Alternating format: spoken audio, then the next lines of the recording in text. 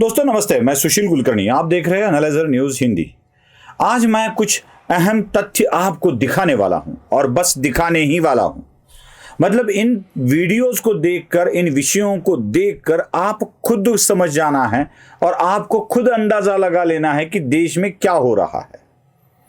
मैं शुरुआत में ही आपको बता दूं कि भारतीय जनता पार्टी के नेता एवं देश के रक्षा मंत्री एक जगह बात करते हुए कह गए कि पीओके जल्द ही भारत में आ जाएगा। अब पीओके भारत में आने का मतलब होता है हमारे देश की शक्ति बढ़ना, पाकिस्तान को हरा देना। अब ये देशभक्ति वाली बात होगी। जो भी कोई सच्चा भारतीय है वह यही कहेगा कि बहुत अच्छा हो रहा है, बहुत अच्छा हो रहा है, सच्चा भारतीय, और उसे गर्व भी होगा। मैं तो कहता हूं ये राजनीति, वोटों वाली राजनीति, चुनावी हार जीत, इन मुद्दों को दूर रखते हैं और सिर्फ ये बात मन में लाते हैं कि पीओके अपने देश में आ रहा है, मतलब इस देश का मस्तक फिर से इस देश के साथ जुड़ रहा है। लेकिन यह बात कुछ लोगों को गवारा नहीं गुजरती है। फारूक अब्दुल्ला जो कश्मीर के नेता है वह कुछ अलग ही बयान देते हैं, जरा फारूक अब्दुल्ला क्या कहते हैं ठीक से सुन लीजिए। छोटा सा वीडियो है। तो करें, हम कौन से रोकने वाले हैं? हमें तो पहुंचेंगे नहीं। ये भी याद रखे वो भी चूड़ियां पहने हुए नहीं है, याद रखिए। उनके पास भी एटम बम है, याद रखिएगा। और अफसोस यह है कि वो एटम बम हमारे ऊपर ही गिरेगा। सुना, पाकिस्तान ने भी कोई चूड़ियां पहन नहीं रखी है। मतलब इस देश का रक्षा मंत्री ये कह रहा है कि हम पीओके लेके रहेंगे, और इस देश के राज्य का एक पूर्व मुख्यमंत्री कह रहा है पाकिस्तान ने चूड़ियां पहन के नहीं रखी है। इसका मतलब क्या होता है? टूट पड़ेगा पाकिस्तान हमारे ऊपर, और इसकी चिंता फारूक अब्दुल्ला को है। और चिंता किसकी कर रहे हो, पाकिस्तान की या भारत की? आप किसके पक्ष में हो, पाकिस्तान के या भारत के? भारतीय जनता पार्टी का रक्षा मंत्री नहीं होता है फारूक अब्दुल्ला जी, रक्षा मंत्री इस देश का होता है। पीओके इस देश का जुड़ने का मतलब होता है इस देश के आत्माभिमान, स्वाभिमान की रक्षा करना। लेकिन फारूक अब्दुल्ला का प्यार पाकिस्तान पर उमड़ा रहा है। जो आपने सुना ना, उसमें से एक वाक्य मैं फिर से आपको दोहराना चाहता हूं, सुनाना चाहता हूं, सुन लीजिए। उनके पास भी एटम बम है, याद रखिएगा। और अफसोस यह है कि वो एटम बम हमारे ऊपर ही गिरेगा। उनके पास भी एटम बम है, याद रखिएगा।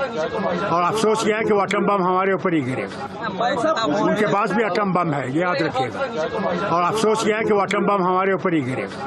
सुना, ये कह रहे हैं कि उनके पास भी एटम बम है और दुर्भाग्य से वो हमारे ऊपर भी गिरेंगे। ये धमकी कोई पाकिस्तान का रक्षा मंत्री नहीं दे रहा है। ये धमकी पाकिस्तान के मिलिट्री फोर्स का कोई आदमी नहीं दे रहा है। ये पाकिस्तान का प्रधानमंत्री या पाकिस्तान का राष्ट्रपति नहीं दे रहा है। दुर्भाग्य है इस देश का कि इस देश में रहने वाला व्यक्ति ही यह धमकी दे रहा है। दुर्भाग्य है इस देश का।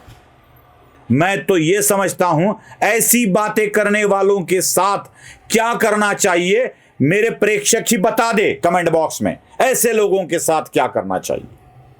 और ये इंडिया अलायंस बनाकर कांग्रेस के साथ जा रहे हैं। अब समझ में आता है वो पाकिस्तान के मंत्री का ट्वीट, राहुल ऑन फायर, अब समझ में आने लगता है।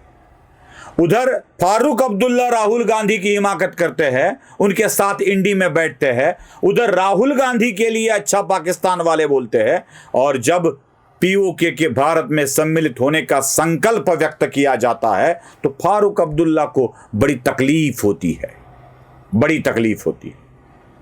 और ये कश्मीर से लेकर कन्याकुमारी तक चल रहा है। मैं इसके पुष्ट्यर्थ एक वीडियो आपको दिखाना चाहता हूं जो सुदर्शन चैनल ने दिखाया है।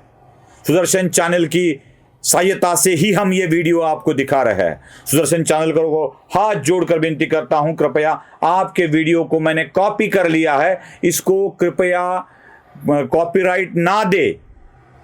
मैं जरूर कबूल करता हूं कि ये वहां से लिया है, जरा देख लीजिएगा। जमात की तंजीम ने ये फैसला किया है कि पूना शहर और जवार और अतलाफ के 4 कैंडिडेट्स की हिमायत की जाए, जिसमें पूना शहर से जनाब रविंद्र धंगेकर, जिनकी निशानी हाथ का पंजा है, उनकी हम हिमायत करते हैं। इसी तरीके से शिरूर कॉन्स्टिट्यूंसी से जनाब अमोल कोहले साहब को की हम हिमायत करते हैं, जिनका सिंबल तुतारी है। इसी तरीके से बारामती कॉन्स्टिट्यूंसी से हम मोहतरमा सुप्रिया सुले की हिमायत करते हैं, जिनका सिंबल तुतारी है। और इसी तरीके से मावल कॉन्स्टिट्यूंसी से मोहतरम जनाब संजोग वागिरे की हिमायत करते हैं, जिनका सिंबल मशाल है। अब क्या लगता है आपको? पुणे में फतवा निकलता है, मावल, पुणे, शिरूर और बारामती के लिए फतवा निकलता है। अजान के समय सारे मुस्लिमों को एकत्र करके बताया जाता है कि हम 4 लोगों को सपोर्ट कर रहे हैं। जब सारी कौम एक हो जाती है, सारे लोग एक हो जाते हैं, तो देश को बचाने वाले एकत्रित होंगे कि नहीं, यही मेरा सवाल है। बस यही सवाल पूछकर कल सुबह आप क्या करने वाले हैं, यही मुझे आपको पूछना है। नमस्ते।